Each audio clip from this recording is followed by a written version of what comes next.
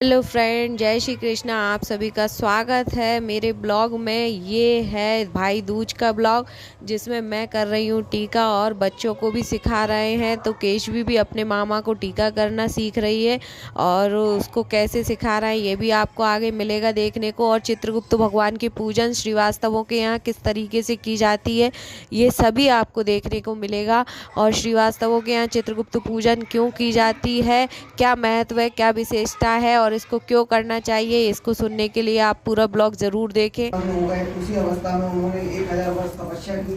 जब समाधि कुलिदम अपने सामने श्याम रंग कमल नयन सनी की सी गर्दन, गोल सिर, चंद्रमा के समान मुख वाले, कलम दवात और पानी हाथ में लिए हुए, महाबुद्धि देवताओं का मान बढ़ाने वाला, धर्म के विचार में महाप्रवीण लेखक चतुर पुरुष को देख उससे पूछा कि तू कौन है। तब उसने कहा, हे प्रभु, मैं माता पिता को तो नहीं जानता, किंतु आपके शरीर से प्रकट हुआ हूँ, इसलिए मेरा नामकरण कीजिए और कहिए कि मैं क्या करूँ। ब्रह्मा जी ने उस पुरुष के वचन सुने, अपने हृदय से उत्पन्न हुए और उस पुरुष को हंसकर कहा, तू मेरी काया से प्रकट हुआ है, इससे मेरी काया में तुम्हारी स्थिति है, इसलिए तुम्हारा नाम कायस्थ चित्रगुप्त है। धर्मराज के पूर्व में प्राणियों के शुभाशुभ कर्म लिखने में उसका तू सका बन, इसलिए तेरी उत्पत्ति हुई है। ब्रह्मा जी ने चित्रगुप्त से कहकर धर्मराज से कहा कि हे धर्मराज, यह उत्तम लेखक तुमको मैंने दिया है जो संसार के सब कर्मों की मर्यादा पालने के लिए है। इतना कहकर ब्रह्मा जी अंतर्ध्यान हो गए। फिर वह पुरुष कोटि नगर को जाकर चंड देवी अंतर्ध्यान हो गई। इसके बाद चित्रगुप्त धर्मराज के साथ उनके स्थान पर आ गए और वे आराधना करने योग्य अपने आसन पर स्थित हुए। उस समय ऋषियों ने उत्तम ऋषि सुशर्मा जिसको संतान की चाहना थी ने ब्रह्मा जी का आराधना किया। तब ब्रह्मा जी ने प्रसन्नता से उसकी इरावती नाम की कन्या को पाकर चित्रगुप्त के साथ उसका विवाह कर दिया। उस कन्या से चित्रगुप्त के 8 पुत्र उत्पन्न हुए, जिनके नाम ये थे चारु, सुचारु, चित्रमतिमान, हिमबान, चित्रचारु, वरुण और आठवां था अति इंद्रिय। दूसरी जो मनु की कन्या दक्षिणा चित्रगुप्त से विवाही गई, उसके 4 पुत्र हुए। उनके भी नाम सुनो, भानु, विभानु, विष्णुभानु और वीरभान। चित्रगुप्त के 12 पुत्र विख्यात हुए और पृथ्वी तल पर विचरे। उनमें से चारु माथुर जी को गए और मथुरा जी को गए, वहां रहने से मथुरा हुए। हे राजन, सुचारु गौड़ बंगाले को गए, इससे वे गौड़ हुए। चित्रभट्ट नदी के पास के नगर को गए, इससे वे भटनागर हुए। श्रीवास नगर में भानु बसे, इससे वे श्रीवास वास्तव्य कहलाए।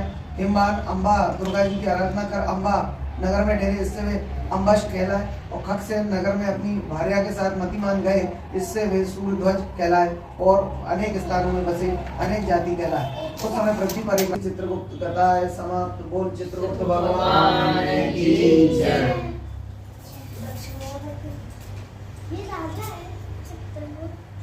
सभी भगवान को ओम लगा दो। हाँ, ओम लगा दो। लग गई होगा जो आपकी हो गई, लगा दो। हाँ, मैंने कर लिया, मैंने लिख दिया और बस ये नारियल में घुमा दिया। नारियल फोड़ना मैंने मैंने भोग भी लगा दिया दोनों, चित्रकूट भगवान का और गौरव का सबका। इंदिरा नमक कर लूँ क्या? हाँ, कर लो। आपकी आरती करेंगे, इधर बैठ जाओ। हाँ, इंदिरा नमक कर लो, फिर आरती कर लो।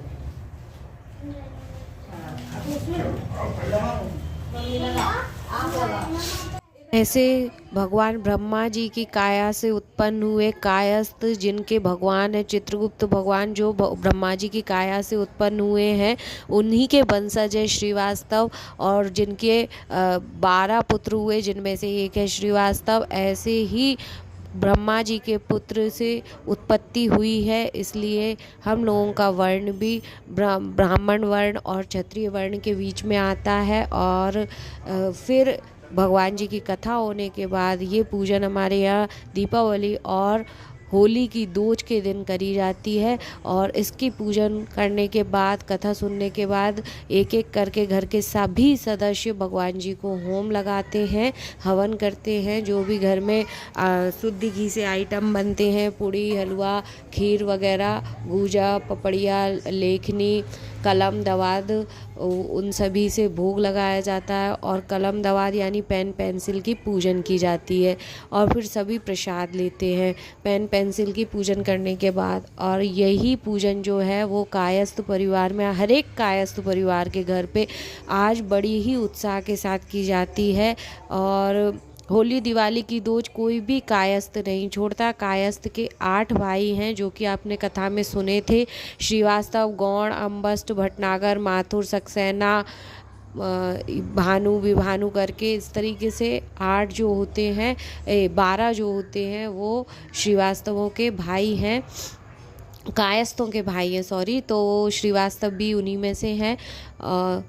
इस तरीके से हम लोगों के यहाँ पूजन की जाती है और लगभग सभी कायस्थ के घर में की जाती है।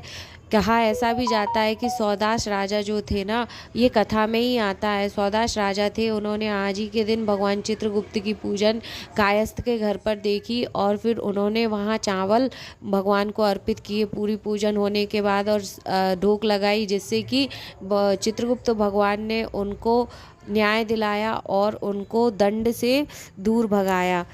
चित्रगुप्त भगवान जो है ना वो न्यायाधीश कहलाते हैं, मतलब अपने कर्मों का लेखा जोखा प्रतिदिन जो भी है ना वो भगवान चित्रगुप्त लिखते हैं। उसके अनुसार अपन को चढ़ाने के लिए मिलता है। धर्मराज की सभा में तो धर्मराज तो एक अलग न्यायाधीश जो है वो चित्रगुप्त भगवान वेदी में तो आज घुमाने के बाद वो ले गए हैं, फिर आकर प्रसाद चढ़ाएंगे। तब तक मैंने सोचा मैं भी भगवान जी का पूजन कर लेती हूँ, तो बस थोड़ी सी मैंने भी पूजन की और ये पूजन होने के बाद होगा भैयाओं का टीका। आज जो है ना यमुना नदी में नहाने से भाई और बहन यमुना नदी में एक साथ स्नान करें तो यमराज भगवान कभी भी उनको नरक में नहीं स्थान देते, उन्हें स्वर्ग मिलता है। वो कहते हैं कि जिसने मेरी बहन यमुना की नदी में आज के दिन स्नान किया है वो कभी भी नरक का भागी नहीं बनेगा। तो आज के दिन सभी हिंदुओं को, सभी सनातनियों को लगभग यमुना नदी में स्नान करने ज़रूर जाना चाहिए अपनी बहन के साथ, और वहाँ पे बहन अपने भाई को तिलक करेगी और भाई यमुना के घाट पे अपनी बहन को जो भी दक्षिणा बन पड़ेगी वो देगा और बहन से आशीर्वाद लेगा। जो भाई ऐसा करता है उसका धन, ऐश्वर्य, बुद्धि, विवेक और आयु हमेशा निरंतर बढ़ती रहती है और स्वस्थ रहता है, दीर्घायु पाता है। इसलिए आज के दिन यमुना नदी में स्नान करना बहुत ही अच्छा माना गया है भाई और बहन का एक साथ। तो कुछ लोग तो करते हैं, कुछ नहीं कर पाते, बाकी मैं तो अपने भाई के साथ जा चुकी हूँ, पर एक बार और जाने की इच्छा है तो जल्दी ही जाएंगे सभी लोग। अब पूजन के बाद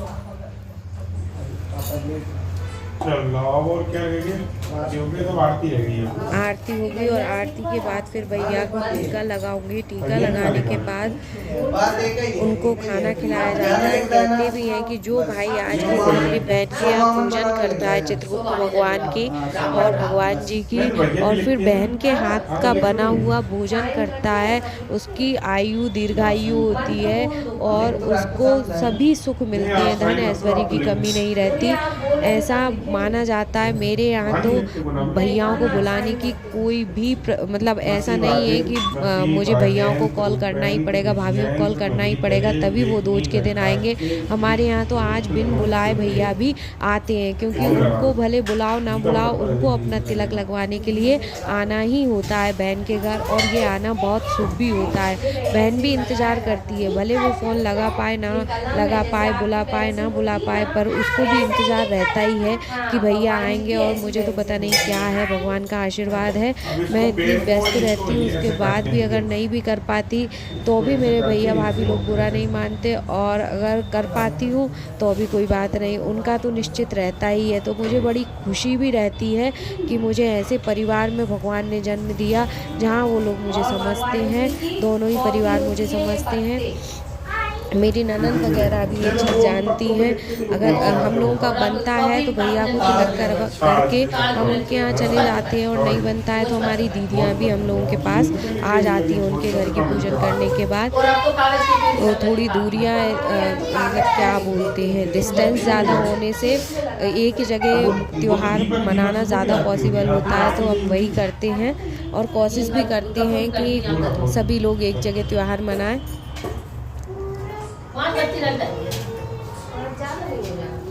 और देखिए मेरे दोनों बच्चे भी पूजन में बैठे हैं। जब अपन अपने बच्चों को लेकर पूजन में बैठते हैं ना तो उन्हें संस्कार देने की ज़रूरत लगती ही नहीं है, उन्हें ऑटोमेटिकली संस्कार मिलते चले जाते हैं। और मेरी बेटी की बातें तो आपको बीच बीच में सुनाई भी दे रही होंगी कि वो लगातार भगवान से जुड़े हुए क्वेश्चन कर रही है, लगातार उनके आंसर ले रही है। तो ये कोई सिखाने वाली बात नहीं है, जो बच्चा घर में जैसा माहौल देखता है वो वैसा सीखता है। इससे ये भी क्लियर होता है मेरे दोनों बच्चे पूजन में बिल्कुल अपनी आस्था भक्ति के साथ लगे रहते हैं। आप लोगों को भी दिखाई दे रहा होगा। इनको ये ना समझे कि बच्चे परेशान कर रहे हैं तो साइड में बिठा दें और अपन पूजन करें, ऐसा नहीं है। बच्चे थोड़ा सा इरिटेट करते हैं पर उनको साथ में रखना चाहिए जिससे कि आपको भी आगे अपने संस्कार पहुंचा सके, है ना। अब आप आरती सुनिए। झलक ब्रह्म तेज है मुख पर भरा, कानों में रस सभी मिल आरती गाओ। गुप्त स्वामी की जड़ाऊ है मुकुट अरु है सभी भूषण अति सुंदर है। चित्रगुप्त स्वामी आपको दुनिया का नेकोवर सभी आरती गाओ। श्री चित्रगुप्त स्वामी की कुवारा आपने सोदास पापी राजा अरुधर्मी को बड़ा कर वंश अपना है समाला भार दुनिया का। सभी मिल आरती गाओ। श्री अभी जो चित्रगुप्त भगवान की आरती हो रही थी, जो मम्मी गा रही थी, वो हमारी नानी दादी के टाइम से हमारे यहाँ होती आ रही थी। पर आजकल है मॉडर्न ज़माना और इसमें चलता है मोबाइल की आरती। तो मोबाइल में चित्रगुप्त भगवान की नई आरती आई हुई है जिसको मेरे हस्बैंड ने निकाल लिया है और हम उसी को गाना स्टार्ट करते हैं। आप वो वाली आरती भी सुनिए। ओम जय चित्रगुप्त रूप चतुर्भुज श्यामल मूर्ति पीतांबर राधे मातु इरावती दक्षिणा रंगधारे। ओम जय चित्रगुप्त हरे कष्ट निवारण दुष्ट संहारण प्रभु अंतर्यामी सृष्टि संहारण जन दुख हारण प्रकट हुए। ओम जय चित्रगुप्त हरे कलम दवात तरंग प्रतिभा कर में अति सोहे जंती बनमाला प्रभु बन ब्रह्म हुए। ओम जय चित्रगुप्त सिंहासन काकारी कमाला ब्रह्म हरिता 33 कोटि देवता चरणन में लाए। ओम जय चित्रगुप्त पिता याद तुम्हें कीना वेगी विलंब न लाए दीक्षित बल दीना। ओम जय चित्रगुप्त हरे तारा तारा सुत भगिनी सब अपने स्वार्थ तुम शरण में किसी तुम सज में बैठा। ओम जय चित्रगुप्त हरे बंधु पिता तुम स्वामी शरण गऊ किसी विने दून दूजा करूं किसी। ओम जय चित्रगुप्त हरे जन चित्रगुप्त की आरती प्रेम सहित गावे चौरासी से निश्चित छूटे इच्छित फल पावे। ओम जय चित्रगुप्त हरे न्यायाधीश वैकुंठ निवास पाप पुण्य लिखते हमें शरण तिहार आसे न दूर करते। ओम जय चित्रगुप्त हरे हरे स्वामी जय चित्रगुप्त हरे दयाल हरे। ओम जय चित्रगुप्त हरे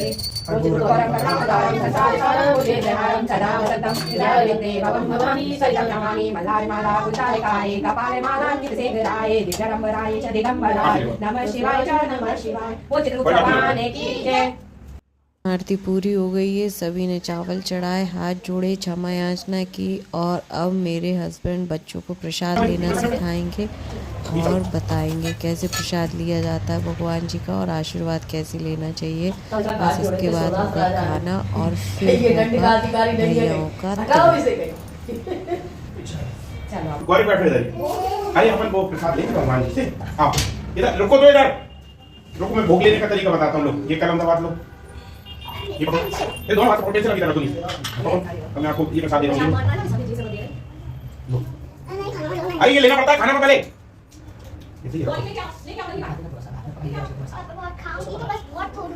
लो गौरी, ये आपका भोग। क्यों कर रहे हो? गौरिक भाग गया है, उसके पापा ने उसके लिए प्रसाद लेकर रख लिया है और अपना भी लिया है।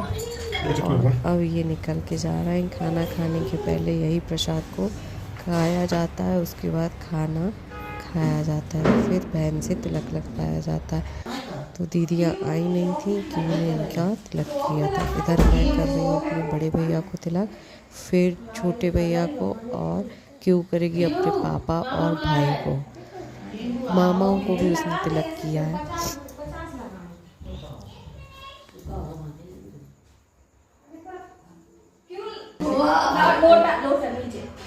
इसमें से आपको कौन सा, ये वाला लेना है ये वाला?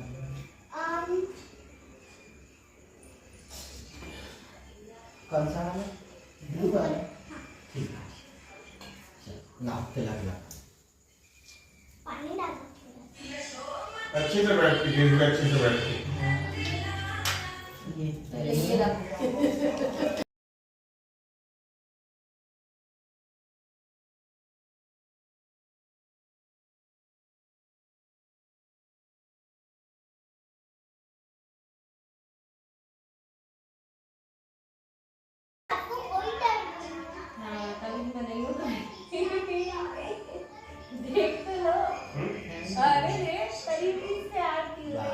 लो अब इधर उधर जल कर तो इधर जल कर दो, इस तरफ का दीपक बने। हाँ अब इस तरफ कर। अब ये आप ले लो, कम से इसके वो तो साथ गिफ्ट में लेती लेने है। पड़ते हैं। लो पैर पड़वा लो। चल गौरी आपको चाहिए क्या गिफ्ट? लड़कों वाला ये लो। आपको भी चाहिए? आप पहले जय श्री कृष्ण बोलो। जय श्री कृष्ण, पहले जय श्री कृष्ण बोलो। हाथ जोड़ के जय श्री अच्छे थैंक यू तो बोल दो। दोनों बच्चों को गिफ्ट मिल गया, वो चले गए हैं गिफ्ट के साथ खेलने, एंजॉय करने और टीवी देखने। अब हम लगा रहे हैं यहाँ पे भैया को तिलक और मैंने कर दी है आरती। ऐसा करने के बाद फिर होगा खाना और उसके बाद ये भैया ने दिया है गिफ्ट। कितना भी मना करो पर गिफ्ट तो आता ही है। अब है छोटे भैया, उनको भी क्यू ने तिलक किया है। भैया लोग भी जानने लगे हैं कि प्रिया से पहले केशवी से तिलक करवाना पड़ेगा, तो पहले ही क्यू का नाम ले लेते हैं। क्यू ने तिलक किया और बड़ा शौक भी है, बहुत अच्छे से तिलक करती है। आरती के लिए कह रही थी आप नहीं पकड़ो, मैं ही आरती अपने से पकड़ सकती हूँ थाली और कर लूँगी। उसके बाद भैया को जाना था उज्जैन महाकाल के दर्शन के लिए, तो हम लोगों ने जल्दी से तिलक किया, आशीर्वाद दिया और उसके बाद भैया की ट्रेन थी, जल्दी से खाना वाना करके उनको वहाँ के लिए रवाना किया। उन्होंने किए महाकाल के दर्शन और महाकाल का आशीर्वाद लिया। केशवी का अभी तिलक वाला प्रोग्राम जारी था क्योंकि उसको करना था अपने पापा को तिलक और अपने भाई को, क्योंकि उसकी बुआ अभी आई नहीं थी तो पापा को तिलक क्यों नहीं किया है। तो पीछे दोनों प्रोग्राम एक साथ चल रहे हैं। भैया रेडी हो रहे हैं जाने के लिए और मुझे भी थोड़ी सी जल्दी है और मैं इनका तिलक करवाने के बाद चली जाऊंगी किचन में, क्योंकि मुझे भैया के लिए टिफ़िन पैक करना है और गौरिक का तिलक करवाएंगे उसके पापा।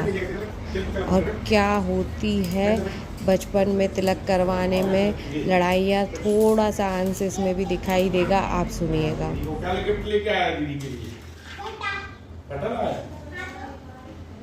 अच्छे से बैठा आलती पालती मार के प्रिया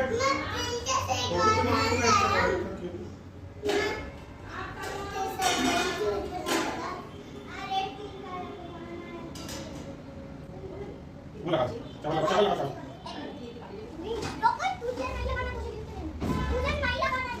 ऐसा बैठो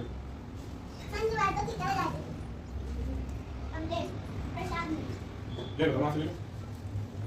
हाँ लाठी लगा दो, अब ये कर दो जी, आटी कर दो पहले, आटी को बैठ बैठो, वॉश करें पहले, आटी करें। अरे दे देगा यार वो गिफ्ट, वो क्या मना करता है क्या तेरे को गिफ्ट दे? अब जे करो, जे करो, सिर रख के आशीर्वाद दे दो उसको।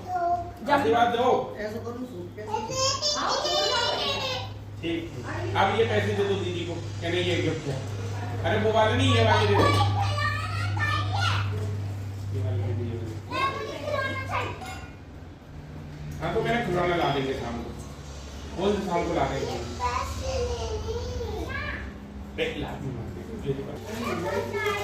हाँ घर पे ही हूँ। गौरव मामा जी को बोलो हर महादेव। बाबा के दर्शन के लिए जा रहे हैं। अब मैं तुमको अगली बार गुनास चलेंगे, अपन गुनास पास पड़ता है बेटा। यानी खिलौने या कपड़े यही चाहिए होता है और आपने लड़ाई देख ली।